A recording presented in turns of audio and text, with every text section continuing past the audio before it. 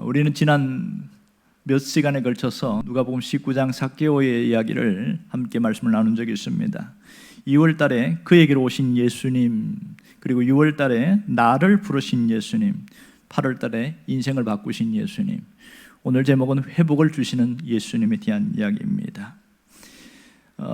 사람들이 이름을 귀하게 여기는데 기원전 5세기부터 어떻게 이름을 지었는가 사료에 의하면 희한한 방법으로 이름을 지었어요. 그러니까 아이가 태어났습니다. 그럼 이름을 지으려고 하면 그 부모가 어떤 이름을 몇 개를 쭉 골라가지고 이름표 초보를 세워놓고 그다음에 이름표를 밑에 놓고 또 하나 놓고 이름표를 놓고 한 원하는 만큼 놓는 거예요. 그래서 초가 타기를 기다리는 거예요. 다 촛농이 내려놔가지고 제일 먼저 꺼지는 것은 끝나는 거예요. 오랫동안 마지막까지 오래 타고 있는 그 이름을 가지고 아이들에게 이렇게 이름을 지어주는 그런 일들이 있었습니다. 근데 이게 굉장히 귀찮고 번거로운 일이에요. 그러다가 어느 순간부터 이름을 지어주는 일이 바뀌는데 위대한 사람들, 업적을 남긴 사람들의 이름을 그렇게 따서 이름을 지어주는 일들이 생겼습니다. 그것이 신약시대에 이름이 지어주는 것이 변천사였어요. 오늘 본문에 보면 삭개오라는 사람이 나오는데 이 사람의 이름은 참 좋은 이름이었습니다. 아마도 부모가 이 아이가 태어나서 어떻게 살아야 할까를 기도하면서 그렇게 정한 것 같아요. 순수한, 깨끗한, 의로운 이런 뜻을 갖고 있습니다. 영어로 보면 캐서린이라는 이름이 있잖아요. 이게 순수한 그런 뜻이거든요. 그러니까 부모의 심정이 이름 속에 잘 담겨 있습니다. 너는 장차 이 세상을 깨끗하게 만들고 너 자신도 다른 사람들에게 순수한 마음으로 살아서 덕스럽게 돼서 존경과 인정을 받는 사람으로 살아라. 그런 마음으로 지은 것 같아요. 하지만 우리가 아는 대로 삭개오는 그렇게 살지 못했습니다. 물론 처음에는 그렇게 살려고 했지만은 그게 자기 뜻대로 안 된 것 같아요. 삶이라는 게 얼마나 팍팍하고 힘듭니까? 현실은 이 이상과 완전히 다른 모습이 많거든요. 그는 어떻게 하든지 성공하겠다는 몸부림이 있었습니다. 남들보다 좀 차이점 있는 것은 키가 좀 많이 작았어요. 어깨 아래로 작았으니까 한참 작았다고 볼 수 있겠지요. 신체적 핸디캡 때문에 그는 항상 실패자로 살아갈 수밖에 없는 그런 상황 속에서 어떻게 하면 성공할까를 몸부림치다가 드디어 성공한 인생을 사는 것을 알 수가 있습니다. 이런 실패자 인생을 살다가 예수님을 만난 이후에 바뀌어버리지요. 완전히 달라졌습니다. 그는 부모가 지어준 이름대로 살아왔습니다. 드디어 예수님을 만난 이후에는 획기적인 변화가 일어나는데 그가 세상에서는 불의한 자, 이렇게 인정받은 자가 확 바뀌어서 그 이후부터는 깨끗한 자, 순수한 자, 의로운 자로 살아가기 시작합니다. 그리고 사람들에게 인정과 존중을 받습니다. 왜 그렇습니까? 사람이 바뀌었거든요. 오늘 그 얘기를 하고 있습니다.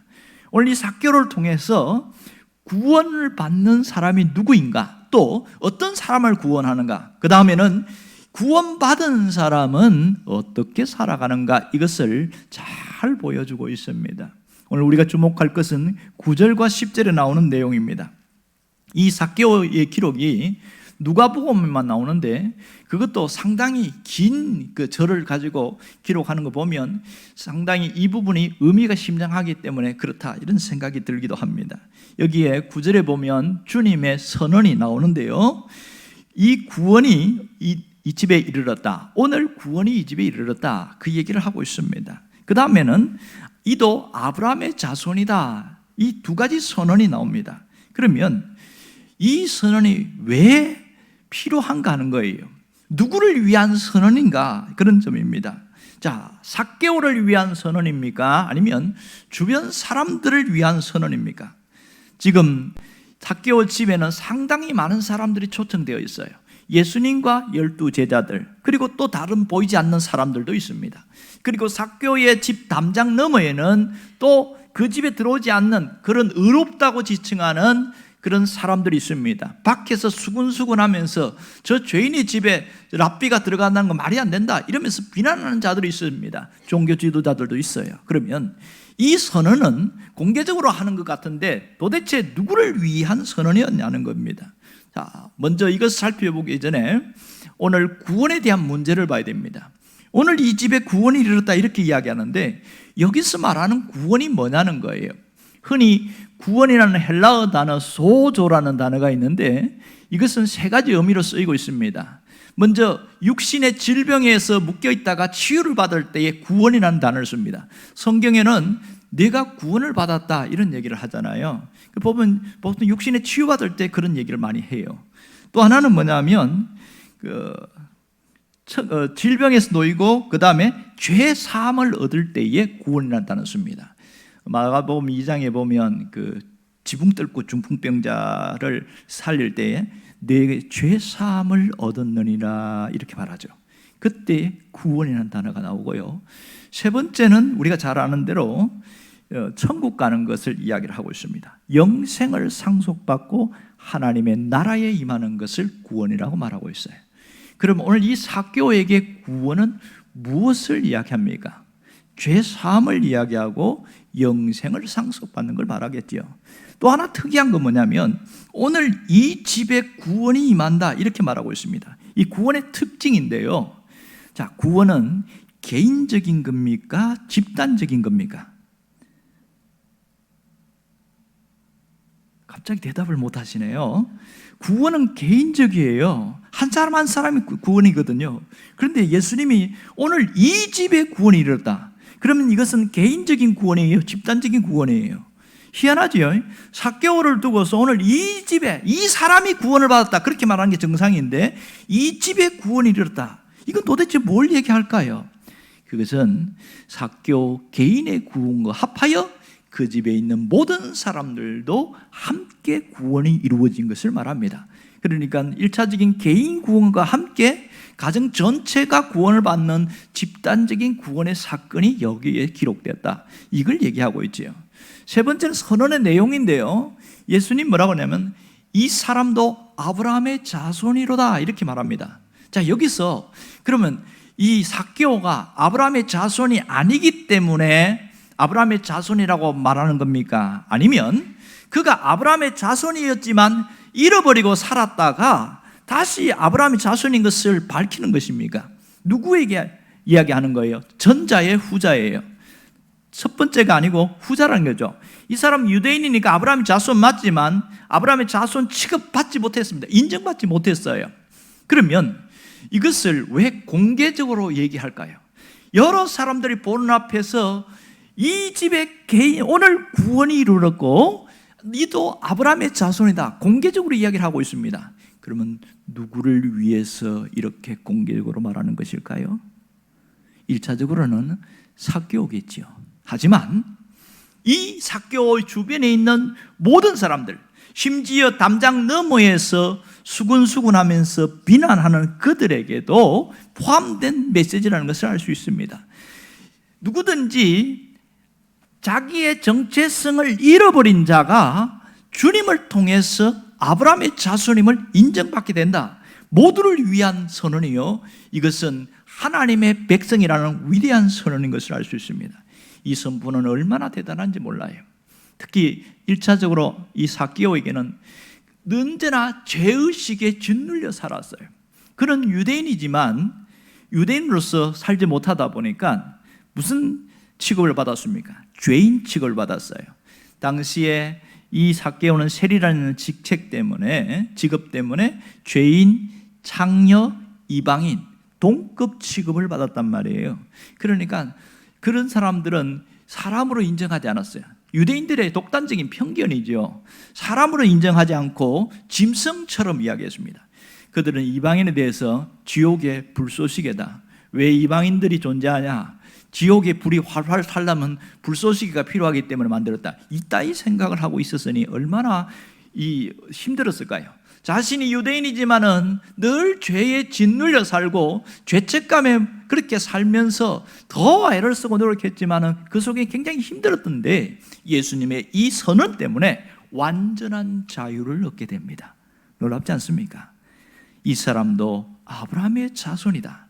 그에게는 더 이상 죄의식이 짓눌려 살지 않고 온전한 자유인으로 살 수 있도록 공개적으로 이야기를 하신 거예요.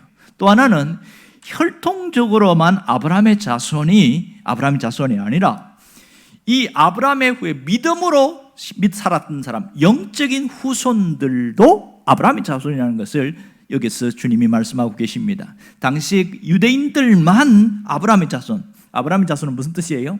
확대하면 하나님의 자녀, 하나님의 백성, 천국 갈 사람, 그런 뜻이잖아요. 그런데 여기서 아브라함의 자손이라고 말하는 것은 혈통적에서 넘어서 영적인 혈통을 가진 자들 모두가 하나님의 백성이 된다, 이것을 강조하고 있습니다. 이 놀라운 삭개오의 구원 사건은 어떤 외적인 구원이 아니라 이 내면적인 사건이라는 것을 알 수 있습니다. 외적이라는 것은 지위나 명예나 부귀 이런 것이 회복되는 그런 것인데, 삭개오는 그게 아니잖아요. 그 내면에 잃어버렸던 그 영혼을 찾았고 정체성을 찾았고 지위를 찾았습니다. 모든 것이 새로워졌죠. 그리고 구원은 사회적인 의미를 지니고 있는데, 단순히 나 구원받았다 이걸로 끝나는 게 아니라 구원받은 자로 살아가고 있는 겁니다. 이것이 삭개오에게 여실히 드러나고 있어요. 오늘 이걸 통해서 우리에게 주시는 신앙적 메시지가 있습니다. 그것은 이 예수님이 누구신가를 정확하게 밝히고 있고 왜 이 땅에 오셨는지 그 목적을 분명하게 말하고 있습니다. 10절에 보면 그 얘기가 나오고 있지요. 여러분 성경 10절을 보세요. 인자가 온 것은 잃어버린 자를 찾아 구원하려 함이로다. 이것은 마가복음 10장 45절에도 나옵니다만은 언제나 예수님이 가장 중요할 때에 이런 얘기를 합니다. 인자가 온 것은 예수님이 이 땅에 오신 것은 잃어버린 자를 찾아 구원하려 합니다. 이게 예수님이 목적이었어요. 그러니까 예수님은 세상에서 부귀와 영화와 명예와 화려한 것 인정받고 대우받기 위해서 이 땅에 온 것이 아니라 잃어버린 그 자를 찾아서 회복시키러 이 땅에 오셨다는 사실입니다. 회복시키기 위해서는 엄청난 대가를 지불했다는 걸 우리가 충분히 알고 있습니다. 주님은 그렇게 할지라도 자신의 몸을 들여서라도 회복시키겠다는 것을 여기서 보여주고 있습니다. 지금도 하나님을 떠나서 방황하는 자들에게는 주님이 찾아오셔서 회복시킨다는 사실을 우리가 주목해야 됩니다. 여러분, 가장 중요한 것은 다른 사람의 회복이 아니라 나 자신의 회복입니다. 나 자신의 회복. 영혼 구원이 가장 먼저고, 구원받은 사람은 구원을 이루는 삶을 살아야 됩니다. 이걸 조직신학으로 성화다 이렇게 이야기합니다. 구원이 이루어지는 그런 삶이 반복되는 것, 이것은 삶의 현장에서 나타나게 되겠지요. 삶의 현장에서 회복되는 구원이 필요하다는 겁니다. 그러므로 영혼 구원을 받은 사람은 삶의 구원이 이루어져야 한다, 이것을 알 수 있습니다. 삶의 회복으로 나아가야 한다는 것이죠. 그런데 영혼 구원만 받고 삶의 회복이 일어나지 않은 사람이 많습니다. 이루어지는 구원이 없고 바닥을 치는 그런 사람이 있어요. 안타깝지요. 여러분, 왜 삶의 회복으로까지 이어져야 할까요? 그것은 그 사람이 예수님의 생명으로 살게 하기 위해서입니다. 이 땅을 살아가면서 예수의 생명을 살고 그 누림의 복을 얻게 하기 위해서 삶의 회복을 강조하고 있습니다. 그러므로 내가 영원히 구원받았다면 삶의 구원, 삶의 회복도 일어나기를 간절히 바랍니다. 그러면 우리의 신앙의 현 주소는 어떠할까요? 과연 이 구원의 회복, 이 회복의 역사가 얼마만큼 일어나고 있냐는 거예요. 어떤 분은 회복이 아예 일어나지 않은 사람도 있어요. 그리고 어떤 분은 굉장히 더디 일어나고 있습니다. 우리가 올해 한 해 동안 외치면서 오는 게 뭐예요? 주여 이제 회복하게 하옵소서. 그래서 회복을 놓고 기도하고 회복을 놓고 그렇게 외치고 하는데 회복이 안 일어나는 사람도 있고 회복이 더디 일어나는 사람도 있습니다. 이것은 왜 그럴까요? 내가 하나님을 안 믿어서가 아니고 내가 삶의 현장에서 하나님을 떠나서 사는 삶이 일상화되었기 때문에 나타나는 것이 가장 많습니다. 하나님을 떠나게 될 때에 우리의 삶은 언제나 거침이 있고 비극이 있습니다. 가장 문제는 하나님을 떠나는 것입니다. 왜 그럴까요? 사람이 잘못하면 숨는 것이 본능이에요. 아이들도 평소에는 매 부모를 따르다가 자신이 잘못하게 되어지면 슬슬슬 눈치를 보고 피하고 숨습니다. 자기 방에 들어가서 안 나옵니다. 이것은 에덴 동산에서도 그런 일이 있었습니다. 떳떳할 때는 하나님 앞에 아무런 거리낌이 없었어요. 문제가 없었어요. 그러나 자신들이 잘못하고 난 이후부터는 숨었습니다. 하나님이 찾아와서 부르는데도 안 나오는 거예요. 마지못해서 나옵니다. 아담아 네가 어디 있느냐? 그러니까 마지못해서 제가 여기 나무 위에 숨어 있습니다 이런 얘기 하잖아요. 얼마나 부끄럽고 창피합니까? 여러분, 이것은 왜 그래요? 죄가 가져온 결과이겠지요. 죄가 가져온 결과입니다. 언젠가 보니까 아랍에미리트의 왕자 중에서 만수르라는 사람이 있는데 상당히 큰 부자예요. 굉장히 부자인데 그 딸들 중에 하나가 조금 독특한 애가 있습니다. 나는 아무리 돈 많아도 싫다, 아버지가 싫다 그래갖고 아버지를 떠나서 도망을 갔어요. 저 시골로 도망을 갔는데 아버지 땅에 더 이상 안 살겠다는, 나중에 알아보니까 그 땅도 아버지 땅이야. 그래서 아무리 피해서 도망가려고 하지만은 역시 사람들이 말하는 것처럼 부처님 손바닥 아니다 이렇게 얘기를 하는 겁니다. 그러니까 뛰어봤자 벼룩이라는 그런 얘기죠. 여러분, 우리가 이런 일들은 참 많이 나타나요. 성경에도 제법 나타나는 거 있잖아요. 요나 이야기를 보면 가장 큰 게 뭔지 압니까? 요나가 하나님을 피해서 가장 멀리 도망갔습니다. 이스라엘 나라에서 배를 타고 어디로 목적지로 가냐면 저 멀리 유럽으로 갔습니다. 유럽으로 가는 도중에 뭐가 있습니까? 풍랑이 찾아왔지요. 이 풍랑과 함께 자신이 뭘 느꼈습니까? 하나님이 여기까지 따라오시는구나. 결국 하나님의 손에서 벗어날 수 없다는 것을 그는 깨닫게 되어진 것이죠. 여러분, 우리가 하나님을 피해서 가면 갈수록 인생은 행복해질까요? 불행해질까요? 역시 불행해질 수밖에 없어요. 우선은 편안하고 우선은 좋은 것 같지만 시간을 쭉 지나서 봤을 때에 인생의 어려움은 거기서 온다는 걸 알 수 있습니다. 가장 큰 것은 뭔지 아세요? 가졌는데 평안이 없어요. 가졌는데 만족이 없어요. 가졌는데 공허한 거예요. 이것이 인생의 가장 큰 비극입니다. 하나님을 떠난 인생에는 평안이 없습니다. 하나님 안에 있을 때에, 하나님 품에 있을 때에 참 평안이 있는 것이죠. 그러면 우리가 어떻게 살아야 합니까? 하나님 안에 평안을 누리고 하나님 안에서 생명을 누리는 자로 살아가는 것이 대단히 중요합니다. 여러분, 우리는 예수의 생명을 얻었다고 말해요. 생명을 얻은 자는 생명으로 살아야 합니다. 예수님의 생명으로 살아야 하는 것이죠. 그 생명의 누림이 있어야 됩니다. 이 비밀을 깨달아야 신앙생활이 즐겁습니다. 생명이 있는 자는 생명으로 살고 생명의 누림이 있어야 된다. 이것이 점이 대단히 중요한 거예요. 그러면 이런 삶을 살기 위해서 우리가 해야 될 게 뭔지 아세요? 내가 어떤 삶을 살든지 간에 늘 하나님 앞에 서서 직면하려고 해야 됩니다. 하나님 앞에 서서 직면하는 것, 잘하든지 잘못하든지 그것이 중요한 겁니다. 가장 비겁하고 어리석은 자가 누군지 아세요? 숨는 자입니다. 뭔가 조금만 잘못하면 하나님을 자꾸 피하려고 해요. 그런 정상이 어떻게 나타나는 줄 아세요? 1차적으로 기도 끊어졌어요. 그리고 교회를 안 나와요. 하나님을 피하여 숨는 자들은 희한하지요. 꼭 교회 예배당에 하나님이 계신 줄 아는가 봐.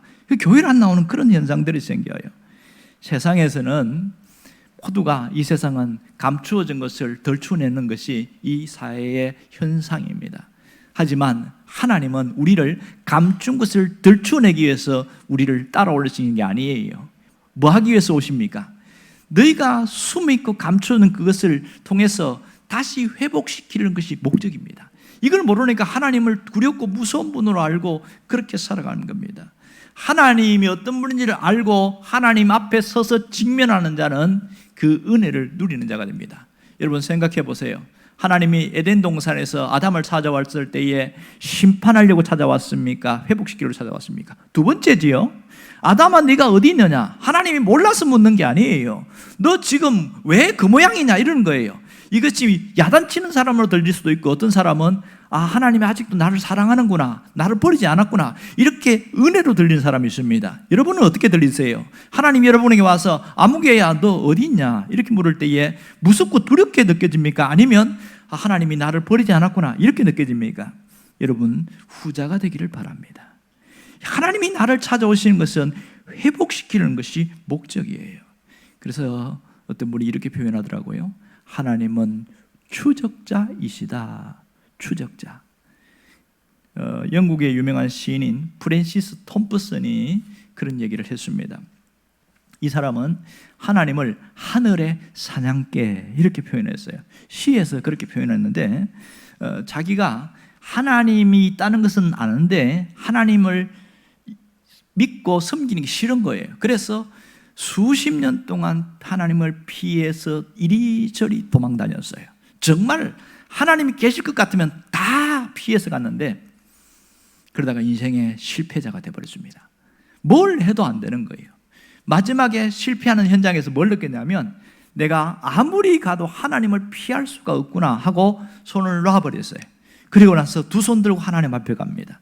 그가 표현한 것이 하나님은 하늘의 사냥개와 같다 이렇게 표현한 거예요. 그러니까 죄인을 찾아내어서 구원에 이르게 하려는 사랑의 추적자가 하나님이시라는 겁니다. 하나님은 나 같은 죄인을 추적해서 재앙과 심판을 주려는 게 아니라 구원에 이르게 하는 것이 목적이에요. 이걸 못 깨달으니까 하나님을 믿으면 틀에 갇히고 꼼짝도 못하고 이것도 하지 마라 저것도 하지 마라, 그래서 나는 너무 싫다, 그런 이상한 생각에 꼬여있는 사람이 굉장히 많습니다. 마치 이렇게 철없는 아이들이 하는 것처럼 부모에게 있으니까 뭐 좀 이거 하지 마라고 그러니까 뭘 이걸 하라고 그러고 내가 하고 싶은 대로 못 사니까 그래서 부모를 떠나서 나가잖아요. 이건 출가가 아니고 가출이죠. 가출했을 때 무슨 현상이 생깁니까? 처음은 좋지요. 뭐 돈을 얼마 훔쳐갖고 갔으니까. 그러나 1년 살아보면 얼마나 비참한지는 아이들이 너무너무 잘 압니다. 그 중에서 10중 8구 다 나쁜 길로 빠지고 인생 망가집니다. 다시 부모 곁에 돌아오지 않으면 다 망가지는 거 압니다. 부모는 이 아이가 나가면 어떻게 될 줄 알고 어떻게든지 회복시키려는 게 목적이잖아요. 잘 살게 하는 게 목적이잖아요. 신앙에도 마찬가지예요. 하나님 안에 있는 것이 가장 평안하고 가장 좋은 길을 가는 길인데 삐딱한 생각을 하는 사람은 하나님은 무조건 하지 마라고 그러고 내가 하고 싶은 것 못하게 하고 이렇게 얘기한다고 생각하고 하나님을 자꾸 밀어내는 사람이 있습니다. 마음속에서 밀어내고 삶에서 밀어냅니다. 그래서 살지만은 하나님 없는 자처럼 살아가는 거예요. 이게 가장 안타까운 것이죠. 여러분, 어거스틴이 그렇게 살았다가 그가 마지막에 뭐라고 고백한지 압니까?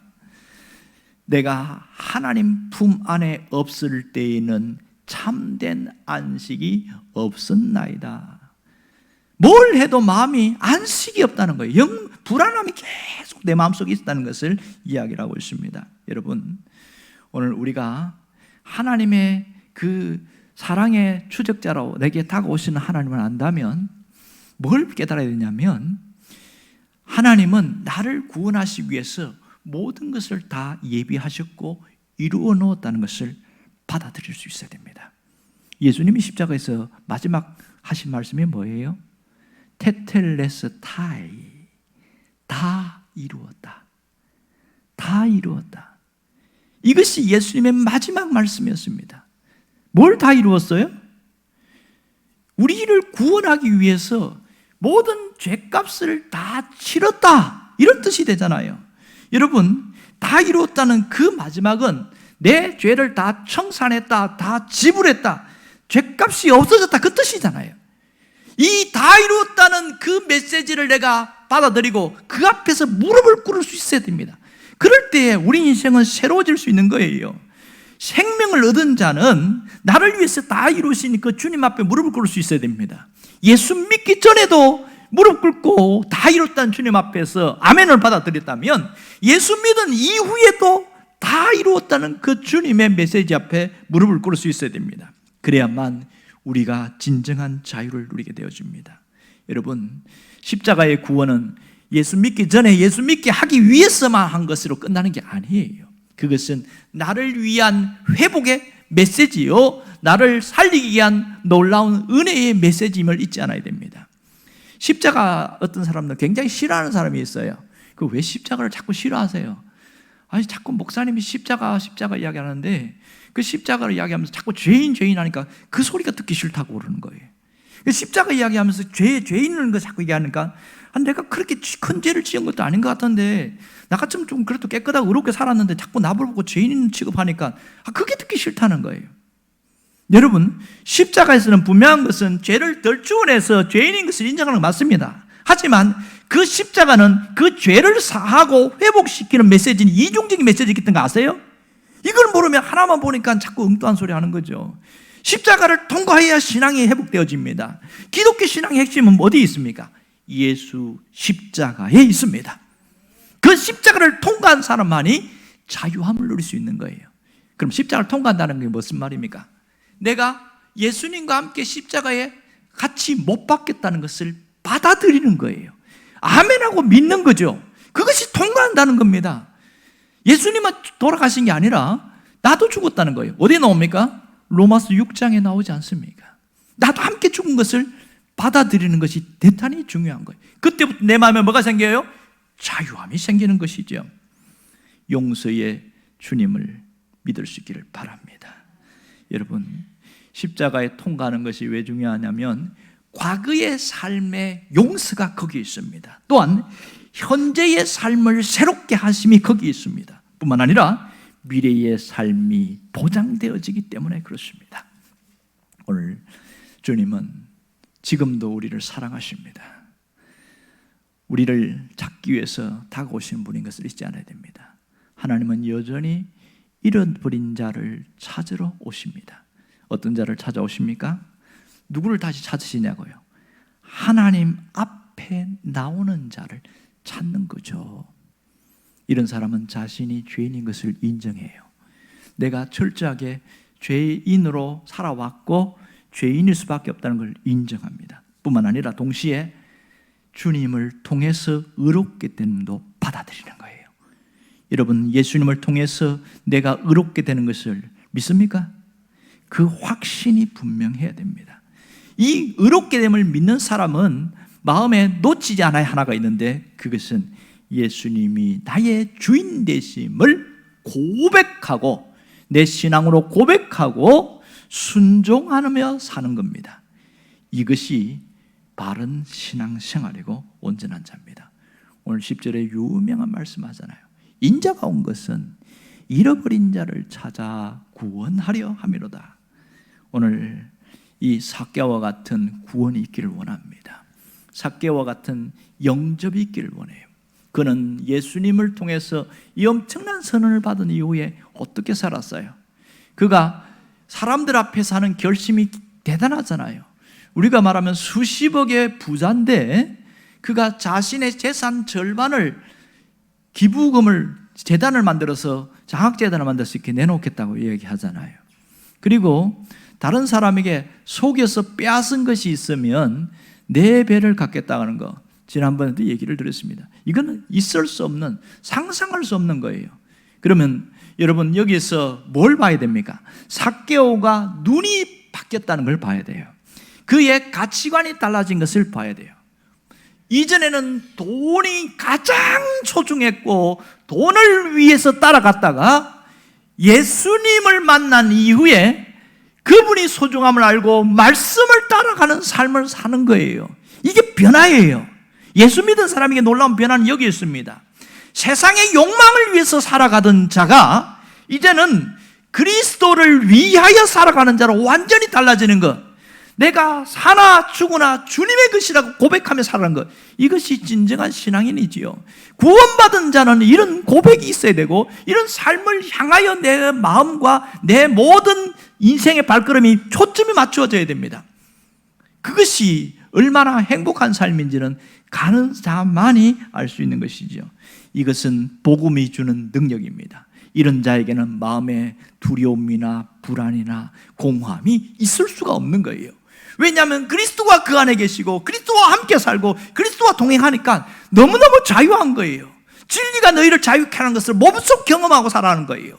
많이 가져서 자유한 게 아니라 주님과 함께 하니까 내가 행복하는 걸 누리니까 자유함을 누리는 겁니다. 여러분에게 이 자유함이 있기를 원합니다. 세상의 만족이 아니라 주님을 통해서 진정한 만족이 있기를 간절히 바랍니다. 오늘 우리가 어떻게 살아야 하는가, 이제는 무슨 마음과 무슨 결심을 사는가를 분명하게 나타나고 있습니다. 예수님이 하신 말씀을 앞을 잘 보시기를 바랍니다. 오늘 구원이 이 집에 이르렀으니, 이것은 1차적으로 삭개오를 위한 말씀이지만 오늘 우리를 위한 말씀입니다. 오늘 구원이 이 집에 이르렀으니, 여러분들 나 혼자 예수 믿는 사람이라면 우리 가정이 예수 믿을 수 있도록 기도 제목을 삼을 수 있기를 바랍니다. 구원이 이 집에 이르렀다. 모든 가정이 내 권속들이 예수를 믿게 되는 그런 놀라운 역사가 나타날 겁니다. 아멘하고 받아들인 자에게 놀라운 역사가 있습니다. 특별히 오늘 나 자신이 중요해요. 오늘 이랬어요. 오늘 구원이 이르렀다. 자, 오늘 구원의 날이라는 거죠. 이 구원은 이미 이루어진 구원과 이루어 나가는 구원 두 가지가 동시에 여기 있습니다. 구원은 오늘로 시작해서 영원으로 이어집니다. 이것을 저희 신학으로 영화다 이렇게 표현하고 있습니다. 놀라운 것은 예배의 자리에 온 나에게 구원이 일어나야 됩니다. 그 구원이 뭐예요? 회복이 구원이에요. 자유함이 구원이에요. 치유가 구원입니다. 그런 구원이 있기를 바랍니다. 여러분, 오늘이 변화의 날입니다. 오늘이 회복의 날입니다. 오늘이 치유의 날입니다. 더 이상 묶여있다면 그것에서 완전히 자유하는 그 자유함이 있기를 원합니다. 오늘 구원이 이르렀다는 주님의 메시지가 여러분의 하나님의 음성을 들리기를 원합니다. 아, 더 이상 내가 묶여있는 자로 살지 않아야 되겠다. 이제는 자유한 자로 살아가리라. 그 확신이 있기를 바랍니다. 그렇다면 주님과 바른 관계에서 이렇게 살아가는 사람에게 주님이 원하는 게 뭘까요? 엄청난 걸 원하는 게 아니에요. 예수님의 마음을 품고 살아가는 겁니다. 예수님의 마음. 예수님 마음이 오늘 여기 10절에 나타나죠. 뭐라고 이야기합니까? 인자가 온 것은 잃어버린 자를 찾아 구원하려 합니다. 그것이 예수님의 마음을 품고 살아가는 거예요. 우리가 한 영혼을 구원하기 위해서 기도하고 그에게 가서 사랑으로 다가가서 대화하고 따뜻하게 선물도 주고 음식도 사고 이렇게 차도 마시고 이렇게 왜 그렇습니까? 그 사람이 구원받기를 원하는 거잖아요. 결과는 하나님께 맡겨야 됩니다. 내가 이 사람을 구원시키려고 하니까 너무너무 힘든 거예요. 그걸 왜 자기가 책임지려고 그래요? 그건 하나님이 하실 일인데. 내가 할 일은 뭡니까? 주님 앞에 그 마음을 품고 기도하고 권면하고 사랑을 전하는 것까지가 내가 해야 될 일입니다. 비록 가족이라 할지라도 여러분이 그 마음을 품기를 원합니다. 그래서 12월 25일 날 행복나눔 축제를 함께 합니다. 이때에 이 마음을 가지고 주님 앞에 나오기를 원합니다. 때로는 의무와 책임이 돼서 짐이 되고 부담이 돼서 하기 싫은데 또 목사님이 계속 광고하신다. 그럼 그렇게 생각할 수 있어요. 하지만 주님이 원하는 것임을 놓치지 않기를 원해요. 주님의 마음을 품고 사는 것이 이것이기 때문에 내가 그동안 이 일을 소홀히 하고 게을리했다면 다시 한번 관심을 가지고 주님의 마음으로 살아가는 거예요. 중요한 것은 결과도 중요하지만 과정이 너무너무 중요한 겁니다. 내가 하나님 앞에서 그렇게 하는 그 자체가 하나님은 소중히 여긴다는 것을 잊지 않기를 원합니다. 오늘 여러분들이 구원의 기쁨, 구원의 감격, 구원의 자유함을 누릴 수 있기를 주의 이름으로 축원합니다. 기도하겠습니다.